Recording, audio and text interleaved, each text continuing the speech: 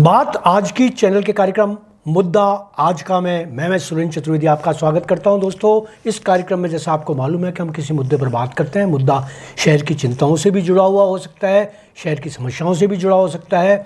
शहर के माथे पर जब भी कभी कोई शिकन आती है तो हम इस मुद्दे पर बात करना चाहते हैं, और उस मुद्दे पर बात करने के लिए मैं आज जिस शख्स को आपकी अदालत में लेकर आया हूँ वो शख्स परिचय का मोहताज है। वरना लोग ये कहते हैं कि परिचय का मोहताज नहीं, लेकिन मैं कहता हूँ वो परिचय का मोहताज है, क्योंकि वो सेल्फ सेंटर्ड व्यक्ति है, आत्म केंद्रित, अपने आप में रहता है। उसका अपना एक जिस्म है जिसके अंदर वो एक अधिकारी है, लेकिन अधिकारी होने के बाद उसका सिर्फ काम करना, नज़र के सामने बिल्कुल सीधा सीधा दो टूक काम करते हैं। और आपको खुशी होगी कि जो सज्जन मैं आपके सामने प्रस्तुत करने जा रहा हूँ उनका नाम है आयुष वशिष्ठ। ब्राह्मण बंधु हैं, और सबसे बड़ी बात है कि ब्राह्मण होना कोई जाति से नहीं जुड़ा हुआ होता। ब्राह्मण होना तब जुड़ा होता है कि जब वो शिक्षा, संस्कृति, सुविचार, संस्कार इनसे भी जुड़ा हुआ हो। तो मुझे इस बात की खुशी है कि आयुष वशिष्ठ जो हैं वो शिक्षा और संस्कारों से जुड़े हुए हैं। आपको बता दूं कि MNIT में आपने गोल्ड मेडल प्राप्त किया। आप फलौदी के सट्टा बाज़ार जो आपने सुना होगा, वहाँ उनकी सबसे पहले पोस्टिंग हुई, और फलौदी से उनकी कार्रवाई शुरू हुई। पुलिस में मानव व्यवहार क्या काम कर सकता है उनकी आपको जानकारी है। आप पहली बार आप सुनेंगे फलौदी का सट्टा बाज़ार आपने सुना होगा, जहाँ फलौदी में पहली पोस्टिंग हुई आपकी। पहली पोस्टिंग के अंदर उन्होंने पहली बार ऐसा हुआ इतिहास में जब फलौदी का सट्टा बाज़ार बंद रहा, और वो बंद रहा सिर्फ इनकी इच्छा शक्ति की वजह से।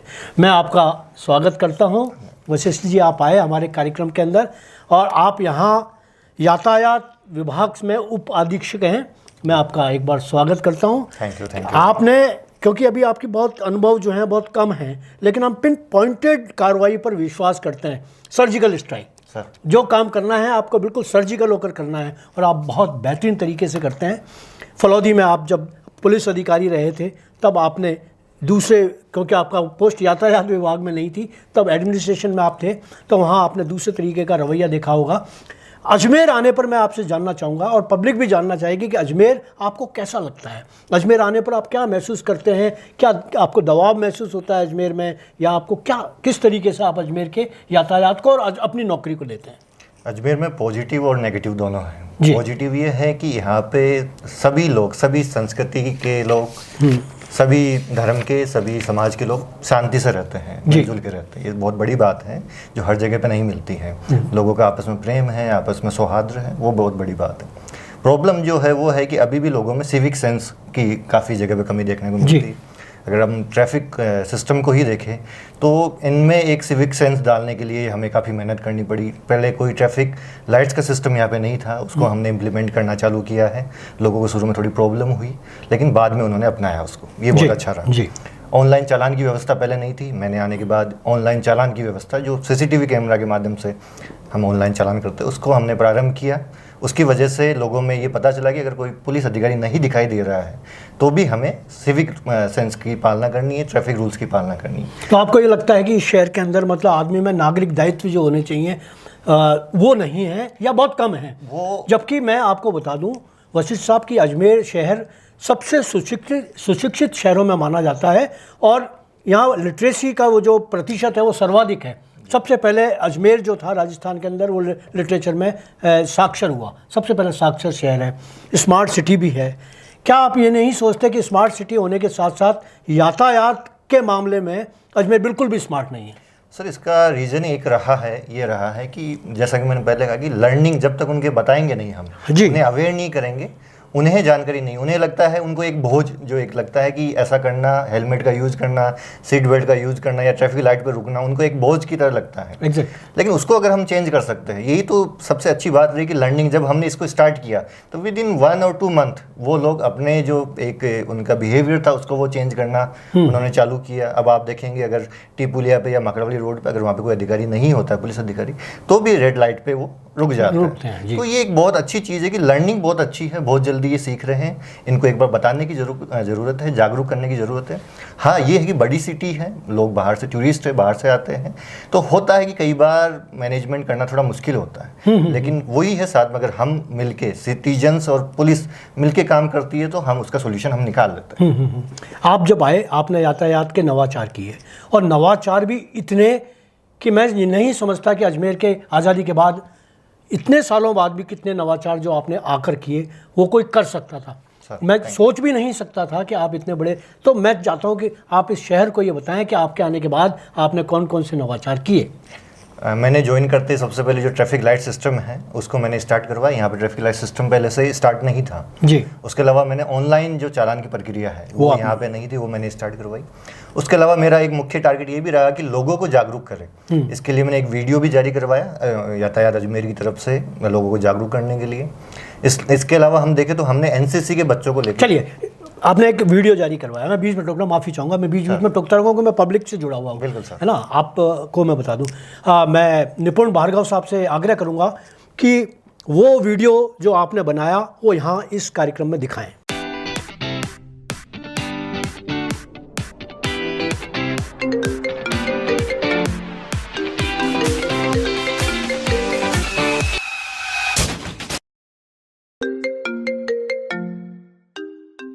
हर साल 1.5 लाख से ज्यादा लोग एक छोटी सी लापरवाही की वजह से अपना सब कुछ गवा देते हैं और ये संख्या हर साल 11% की दर से बढ़ रही है। बढ़ते हादसों और मौतों के पीछे 4 मुख्य कारण हैं। पहला कारण है डिस्ट्रैक्शन। सड़क पर एक पल के लिए ध्यान भटकना बड़े हादसे का कारण बन सकता है। दूसरा कारण है ओवर स्पीडिंग। सड़क हादसों में बचने की संभावना 80 से कम की रफ्तार पर सबसे अधिक होती है। 80 kph की तुलना में 100 kph पर मौत का खतरा दोगुना हो जाता है। 120 या उससे अधिक की रफ्तार पर मौत की संभावना लगभग 100% होती है। तेज रफ्तार नहीं, सुरक्षित सफर चुनें क्योंकि जिंदगी दोबारा नहीं मिलती। तीसरा कारण है हेलमेट व सीट बेल्ट का उपयोग न करना। हेलमेट लगाने से एवं कार चलाते समय सीट बेल्ट लगाने से सड़क हादसों में मौत का खतरा 45% तक कम हो जाता है। रावण के पास 10 सिर होते हुए भी वह मुकुट लगाता था, हमारे पास तो एक ही है। चौथा कारण है नशा करके गाड़ी चलाना या थके होने पे गाड़ी चलाना। इन परिस्थितियों में ना तो ड्राइवर फोकस कर पाता है, ना ही समय पर निर्णय ले पाता है और खुद एक्सीडेंट को न्योता देता है। अजमेर यातायात पुलिस आपकी सुरक्षा के लिए कटिबद्ध है। हम हमारे तरीकों को भी बदल रहे हैं और आपकी सुरक्षा के लिए रोज नवाचार कर रहे हैं, लेकिन ये हम अकेले नहीं कर सकते। इसमें हमें आपके सहयोग की जरूरत है। आपको भी ये समझना होगा कि यातायात नियम आपकी सुरक्षा के लिए ही है। आइए हम मिलकर ये शपथ लें कि हम हमेशा सड़क सुरक्षा नियमों का पालन करेंगे और जिम्मेदार नागरिक बनेंगे। यातायात पुलिस अजमेर, यातायात नियमों का पालन करें, सुरक्षित रहें। धन्यवाद निपुण जी, आपने एक वो दिखाया। हाँ, अब बताइए, आप नवाचार के अंदर एनसीसी का आपने जो काम किया। एक एनसीसी का मैंने अभियान चलाया जिसमें एनसीसी के स्टूडेंट्स को लेके हमने 140 स्टूडेंट्स को लिया। उन स्टूडेंट्स को हमने पहले ट्रैफिक जो चौराहे हैं वहाँ पे लाके पहले उनको ट्रैफिक रूल्स और यातायात के बारे में जानकारी दी। ओके। उसके बाद हमने उनके जिम्मे ही यातायात सिस्टम को छोड़ा। क्या बात है। 1 घंटे 2 घंटे तक वो खुद जब उस चीज़ को देखा, एक तो वो सेंसिटाइज हुए, एक उनको उस चीज़ की ट्रेनिंग मिली।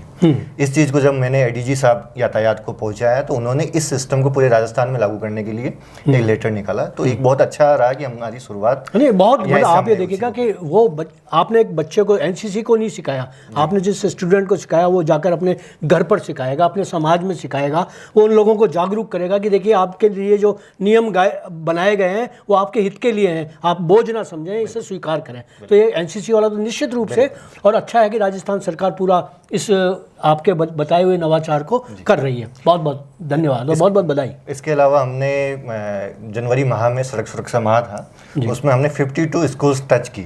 लगभग 6,500 बच्चों को हमने शिक्षित किया ट्रैफिक रूल्स के बारे में। उनमें से ऑलमोस्ट 50% स्कूल्स में मैं खुद गया, हमने उनको समझाया, उनको सेंसिटाइज किया। कई जगह पे हमने कुछ इवेंट्स भी की, जैसे वहाँ पे ट्रैफिक लाइट को कैसे हम बच्चों को समझा सकते हैं कि ट्रैफिक लाइट होने पर कैसे रुकना है, अगर नहीं रुकोगे तो क्या प्रॉब्लम हो सकती है।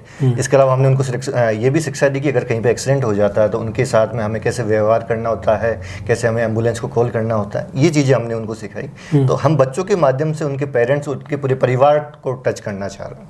इसके अलावा हमारा फिर एक टारगेट इन्फोर्समेंट की तरफ भी रहा जी। हमने जहाँ पिछले साल अप्रैल माह तक अगर हम देखें, जनवरी फरवरी मार्च अप्रैल में टोटल जो चालान थे वो थे 24,000 और हमने इस साल वही 4 महीने के अंदर 55,000 चालान हमने किए हैं। जी। अब इस चालान को आप किस दृष्टि से देखते हैं? आपने पहले 25,000 से दुगना, मतलब एक तरीके से दुगने आपने कर दिए, तो आप चालान को किस दृष्टि से देखते हैं कि चालान ज़्यादा करने से फ़ायदा क्या होता है, या यातायात के अंदर क्या, या सिर्फ सरकारी खाना पूर्ति या उससे राशि वसूलने से मतलब होता है, या इसके पीछे आपका और दूसरा भी कोई मकसद होता है? सर इसमें देखा जाए तो एक काफ़ी अच्छी चौपाई है तुलसी राम जी की, जो उन्होंने उसमें जब राम जी समुद्र की विनय करते हैं रास्ता देने के लिए, और वो अगर 3 दिन तक जब रास्ता नहीं देता है तो वो बोलते हैं कि विनय मानत नहीं जल्दी झड़, बीत 3 गए बीती। हाँ। ठीक है, सकोप राम बोले तब भय बिना होए ना प्रीति। तो कहीं ना कहीं हमें भय दिखाने की जरूरत होती है। इन्फोर्समेंट का कारण एकमात्र कारण ये होता है कि जो आदमी समझाने पे भी सही रास्ते नहीं चल रहा है जी, उसको हम किसी ना किसी तरीके से उस रास्ते पे लेके जाए जो समाज के लिए सही है जी। तो इसलिए मेरा ये मानना है कि अगर इन्फोर्समेंट बढ़ता है तो लोगों को एक मन में डर भी रहता है, और दूसरी बात बाकी जो लोग हैं जो एक रोड पे सीधा साधा चल रहा है, अगर किसी और की गलती की वजह से एक्सीडेंट होता है और उसकी मृत्यु होती है तो वो गलत है, तो उसको भी सेफ्टी फील होती है। एक मैं आपसे ये जानना चाहता था कि ये अजमेर जो है वो 4 मतलब सभी संप्रदायों का, एक्चुअली अगर कहा जाए तो मेट्रोपॉलिटन सिटी के संस्कारों से भरा हुआ शहर है। यहाँ हिंदू, मुस्लिम, सिख, ईसाई सब लोग बड़े सौहार्दपूर्ण वातावरण से रहते हैं, और सबकी लगभग संख्या बराबर है, सबकी 25, 30, 35 हज़ार के अंदर सारे लोगों के वो हैं।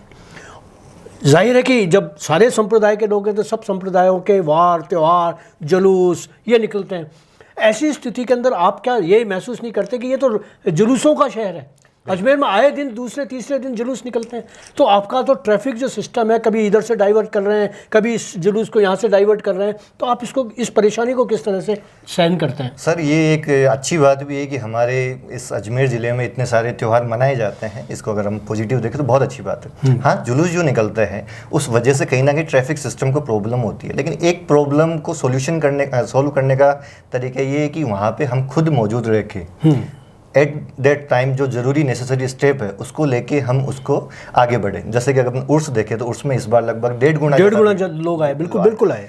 लेकिन इस बार ये फर्स्ट टाइम ही हुआ था कि हमने जो पॉइंट्स बना रखे थे उसके आगे बिल्कुल नो व्हीकल जोन रहा, कोई भी व्हीकल किसी भी प्रकार से वहाँ एंट्री नहीं कर पाया। इसके लिए हमें कड़ी मेहनत करनी पड़ी। पहले एक पॉइंट को हमने चेक करना पड़ा, कोई शॉर्टकट है, कोई गली है, उसको हमें पता करना पड़ा, वहाँ बंद करना पड़ा, कहीं पर बल्लियाँ लगानी पड़ी, जो स्टाफ था उसको मोटिवेट रखना पड़ा, क्योंकि 12-12 घंटे की जॉब थी, उसमें वहाँ पर रहे, खुद घूमते रहे, पुराना जो प्रॉब्लम्स थी उनको एनालिसिस किया। इसी तरीके से जो और जुलूस है उसमें भी अगर हम खुद जुलूस के साथ में हैं, हम खुद देख रहे हैं कि कहाँ पर प्रॉब्लम आ सकती है, कहाँ पे ट्रैफिक को रुकवाना है। और मैंने ये भी किया कि कई जगह पे जुलूस को भी रुकवाना जरूरी हो जाता है, तो वहाँ पे जुलूस रुकवा के हम अगर ट्रैफिक को निकाल पा रहे हैं तो ये जो एट दैट टाइम जो नेसेसरी स्टेप है वो लेने के लिए आप वहाँ पे मौजूद हो, आप अपना दिमाग अप्लाई करके एक सॉल्यूशन निकाल रहे हो तो सॉल्यूशन बेस्ट होता है। हाँ, लेकिन मोस्टली अब तक तो ये हुआ करता था कि जब तक जुलूस नहीं निकलेगा या कोई जैसे वीआईपीज़ की, तो उसको तो आप कुछ भी नहीं कर सकते, वीआईपी विजिट है तो उसको तो बिल्कुल रोकना ही पड़ेगा आपको, ट्रैफिक उसके अंदर बीच में कहीं कोई सुरक्षा की दृष्टि से हो नहीं सकता। लेकिन बाकी जुलूस के अंदर ये होता था कि जब तक जुलूस नहीं निकलेगा पूरा उस मार्ग से 20,000 लोग, अगर 15,000 लोगों का जुलूस है वो अगर निकल रहा है तो सारा ट्रैफिक जाम कर रखा है, बल्लियाँ लगी, जाने ही नहीं दिया जा रहा, चाहे कितना भी ज़रूरी काम से। लेकिन आप अगर ये कह रहे हैं कि उनको कभी कभी हमें ये करते हैं हम कि जुलूस भी रोक देते हैं या थोड़ा सा वाइवर करके थोड़ा सा ट्रैफिक कर दिया फिर जुलूस जा रहा है, तो इसके लिए आपको दुविधा नहीं होती? कभी कोई विरोध नहीं होता आपसे? इसमें विरोध होता है, लेकिन इसमें हम पहले बात करते हैं उनसे। और सर अगर हम देखा जाए तो जुलूस को रोकना कोई बड़ी बात नहीं है, उसको हम रोक सकते हैं, क्योंकि अगर हम देखें जुलूस की वजह से अगर काफ़ी लंबी जाम की स्थिति बन रही है तो आम जनता को परेशानी हो रही है। हम किसी एक कैटेगरी को फ़ायदा देने के लिए हम दूसरी कैटेगरी को नुकसान नहीं कर सकते। ऑफ कोर्स अगर हम उनको रोक रहे हैं तो कुछ समय के लिए हम जुलूस को भी रोक सकते हैं, लेकिन इसके लिए हमें ये होना चाहिए कि हमारी एक तो इमेज अच्छी रहे जी, जो कोऑर्डिनेटर्स है उनसे हमारी बातचीत रहे, हम उनको समझा पाए, अपनी बात कन्वे कर पाए। और हमने हर जुलूस में ऐसा किया है जहाँ पे हमें ज़रूरत रही है हमने जुलूस को रुकवाया है और लोगों को निकाला है। इसी वजह से ये रहा कि मेरे 6 महीने हो गए किसी जुलूस में, इवन उर्स में भी कहीं पे भी एक जगह पे भी जाम की स्थिति नहीं बनी। प्रेशर बढ़ा है क्योंकि हम डाइवर्जन करते प्रेशर बढ़ता है, लेकिन जाम कहीं भी नहीं लगा, जो हमारे लिए बहुत बड़ी उपलब्धि है। वशिष्ठ साहब, मैं आपको पूछना चाहूँगा, पहले हमारी ये स्थिति थी अजमेर जब स्मार्ट सिटी नहीं था, अब तो बहुत स्मार्ट हो गया है। अब कितना स्मार्ट हो गया उसका मैं अंदाज़ा बताऊँ। पहले ये हुआ करता था कि मार्केट पूरा कचहरी रोड का तो आए दिन जाम लगा रहता था, और आज भी स्थिति कमोबेश ये रहती है कि जाम तो लगते ही रहते हैं, जगह जगह कभी कभी ट्रैफिक हो जाता है, खासतौर से स्टेशन रोड के ऊपर लगता है। ये पिछले 6-7 महीने से नहीं लग रहे सर, ये मैं महसूस कर रहा हूँ, पिछली बार लगते रहते थे, तो आपने आकर ऐसा क्या जादू कर दिया? मैंने सर इसमें सबसे बड़ी समस्या होती है ऑटो, जो टेम्पो होते हैं, ऑटो होते हैं, और जो ई रिक्शा होते हैं। तो हमने एक इनोवेटिव जो एक तरीका अपनाया ई रिक्शा के खिलाफ जी। ये हमारा ये राजस्थान में फर्स्ट टाइम ही है जो हमने किया है, हो सकता है कि यह पूरे राजस्थान में इम्प्लीमेंट हो। हमने हर एक ई रिक्शा को वेरीफाई किया कैंप लगा के, और उसको एक स्टिकर दिया है अपना जो ऑफिशियल है, उसको गाड़ी के आगे लगाने से। ठीक है। लगभग 980 ई रिक्शा वेरीफाई हो चुके, और लेकिन अगर सड़कों पे देखोगे तो आप लगभग 2500 से 3000 ई रिक्शा चल रहे। अब उसके बाद में जब एक बार वेरिफिकेशन का काम पूरा हो गया, उसके बाद हम जो भी ऐसे चल रहे हैं उनको हम जब्त कर रहे हैं। क्यों जब्त करने का कारण ये है कि जो ई रिक्शा आप चल रहे हैं बिना वेरीफाई हुए, या तो वो ई रिक्शा है किराए पे दिए हुए, जबकि ई रिक्शा का नियम है कि जो मालिक है वही चलाएगा, तो या तो वो किराए पे दिए हुए हैं या किसी और के नाम से वो ई रिक्शा लेके बाहर के किसी के नाम से लेकर चला रहा है। जी। तो हमने लगातार जब्ती की कार्रवाई की। अभी रिसेंटली पिछले वीक ही हमने कार्रवाई की थी, 250 ई रिक्शा हमने जब्त किए थे। उससे पहले एक कार्रवाई की थी, उसमें लगभग हमने 180 के आसपास उसमें जब्त किए थे जी। और हम इसको लगातार चालू रखेंगे। इस तरीके से हम ई रिक्शाओं पर लगाम लगा पा रहे हैं। दूसरा जो ऑटो और टेम्पो है जी। और जो बसेज है, इनकी समस्या ये होती है कि मन मर्जी होती है वहाँ पे खड़ी करते हैं। तो हमने स्टेशन रोड पे आप देखोगे तो हमने वहाँ पे डिवाइडर्स लगा दिए जी, और डिवाइडर के इस साइड में जो रोड है उस साइड में एक भी, अगर आप कभी भी वहाँ पे विजिट करोगे तो आपको एक भी ई रिक्शा, ऑटो या जो मैजिक है वो खड़ा हुआ नहीं दिखाई देगा जी। वैसे अम्बेडकर सर्किल पर समस्या रहती है कि अम्बेडकर सर्किल पर बसें खड़ी रहती है। वहाँ पे हमने बिल्कुल नो बस जोन कर दिया है। जो अम्बेडकर सर्किल है थोड़ा आगे जाके फिर भी खड़ी हो जाती है। अम्बेडकर सर्किल पे ना रोडवेज, ना निगम की बस, ना प्राइवेट बस, कोई भी बस वहाँ पे खड़ी नहीं रहेगी। इसकी वजह से वो पूरा सर्किल खाली रहेगा। सर्किल खाली रहता है तो उसकी वजह से लोगों को समस्या नहीं होती। तो ये कुछ हमने इनोवेटिव तरीके अपनाए जो जहाँ पे जरूरत थी उसके हिसाब से। वैसे पड़ाव में आप जाएंगे तो पहले आपको ये स्थिति देखने को मिलती थी शाम को। जी बिल्कुल। वहाँ पैदल निकलना मुश्किल है, बहुत मुश्किल। लेकिन आप अभी जाके देखेंगे तो आपको एक भी ठेला व्हाइट लाइन से आगे नहीं दिखेगा और आप आराम से जा सकते हैं। इवन मैं भी खुद डेली, लगभग डेली एक अल्टरनेटिव डे वहाँ पे एक राउंड लेता हूँ इवनिंग में जब मैं काम से फ्री हो जाता हूँ, और ये देखता हूँ कि वहाँ पे अव्यवस्था कहीं पे भी नहीं हो। तो अगर हम खुद एक्टिव है, कुछ हम सॉल्यूशन निकाल रहे हैं, कुछ प्रॉब्लम का सॉर्ट आउट कर रहे हैं, कुछ इनोवेटिव हम सोच रहे हैं, तो प्रॉब्लम को सॉल्व किया जा सकता है। बस यही कि इसमें हमें सिटीजन्स का जो है हेल्प चाहिए होती है, उनका सहयोग चाहिए होता है, और उनका सहयोग रहेगा तो और भी हम इनोवेटिव तरीके निकालेंगे। एक मैंने आपने इंदौर का नाम सुना था, इंदौर के अंदर मॉडिफाइड साइलेंसर पर जो कार्रवाई हुई थी, अजमेर में आपने कुछ किया कि ये लोग बाग साइलेंसर लगा के और ऐसे खासतौर से एनफील्ड में है और इस तरीके की, और ऐसे जाते हैं बच्चे जैसे युवा वायु की तरह से निकलते हैं, बड़बड़ सारा, मतलब किलोमीटर तक रात के अंदर आवाज़ें आती हैं। आपने कहीं कोई कार्रवाई इस पर की? बिल्कुल सर, इसका हमने अभियान चलाया था, इंदौर की तर्ज पे हमने अभियान चलाया था, और फर्स्ट अभियान में जो एक वीक का चलाया उसमें हमने 80 जब्त किए थे जी। एक दूसरा अभियान कल से हमने स्टार्ट किया है जिसमें अभी तक हमने 20 के आसपास जब्त कर लिए।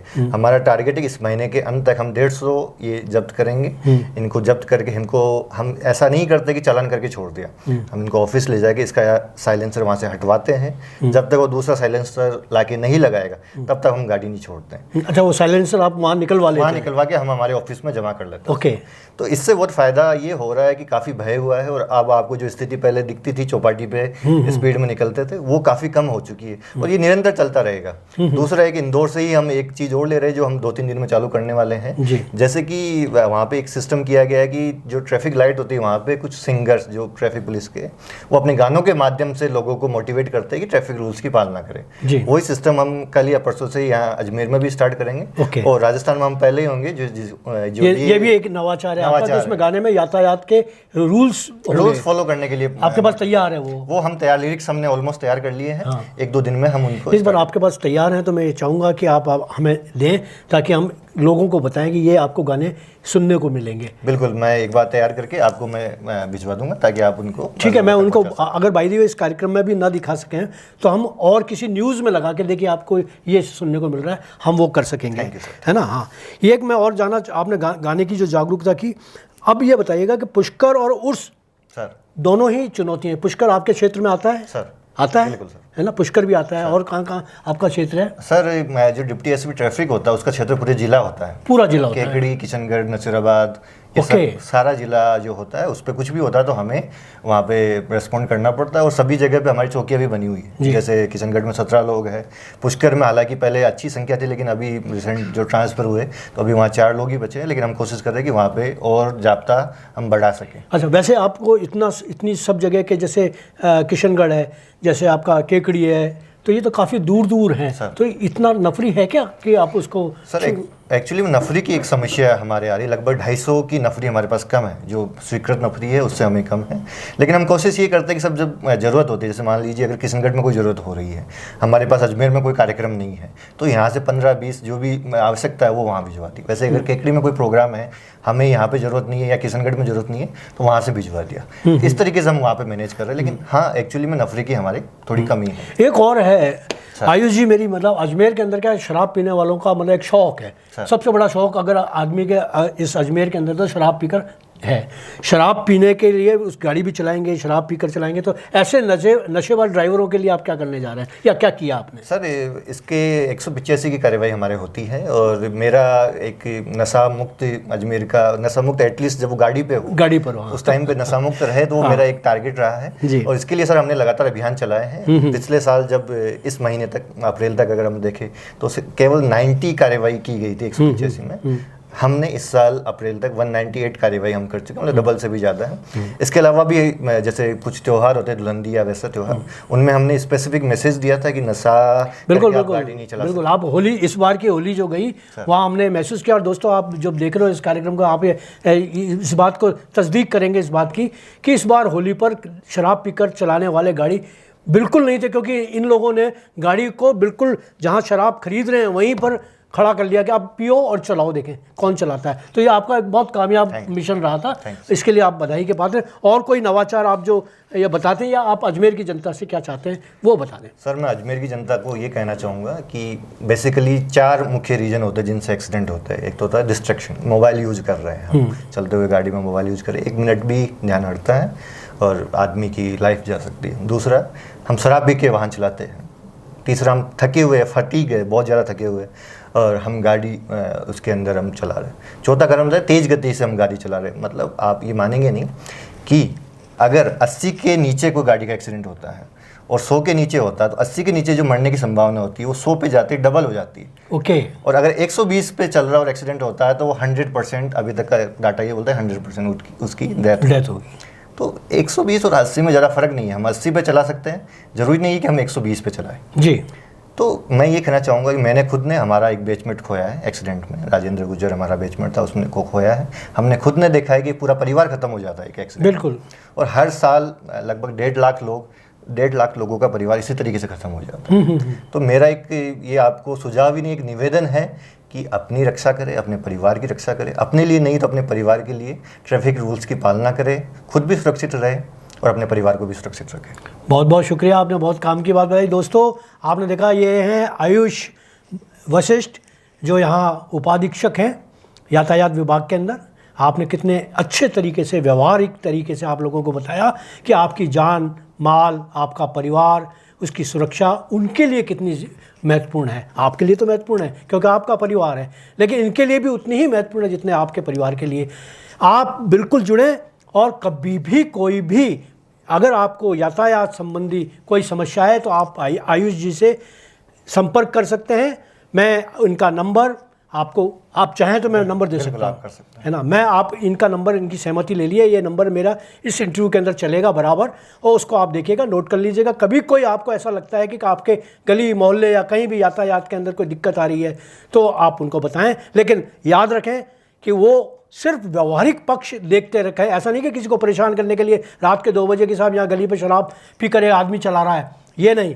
ये इसके लिए तो थाने हैं आपके बने हुए। लेकिन अगर आप आयुष जी से बात करना चाहते हैं तो कोई बहुत महत्वपूर्ण घटना हो, बहुत महत्वपूर्ण आपका सुझाव हो तो आप कर सकते हैं। बहुत बहुत धन्यवाद। आपको कार्यक्रम पसंद आया होगा। एक बार आभार आपका, बहुत बहुत शुक्रिया, बहुत बहुत शुक्रिया।